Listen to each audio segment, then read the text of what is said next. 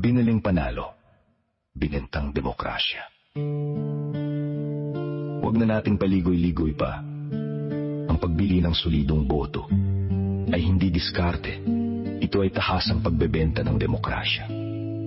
Sa mga politikong nakikipagkasundo, sa mga relihiyosong grupo kapalit ng boto, malinaw ang mensahe ng inyong ginagawa. Hindi kayo naniniwala sa kakayahan ninyong manalo sa pamamagitan ng serbisyo, kundi sa kapal ng inyong. Huwag ninyo kaming lokohin ng mga talumpati tungkol sa pagmamahal sa bayan.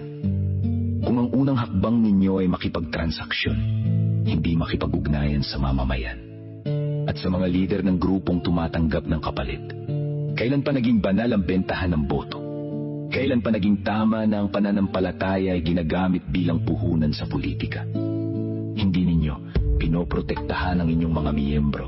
Kinokontrol ninyo. Pinipilit ninyo silang sumunod sa isang pasyang maaaring hindi nila pinaniniwalaan. Ang boto ay konsensya. Hindi ito kolektibong ari-arian na pwedeng ipasa, ipilit o ipagbili. Ngayon, harapin natin ang pinakamahirap na tanong. Kapag nanalo na ang kandidatong binayaran ninyo, kanino siya tunay na magsisilbi? Sa bayan ba?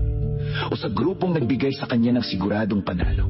Kapag may nagkasala sa loob ng inyong hanay, kaya ba niyang ipatupad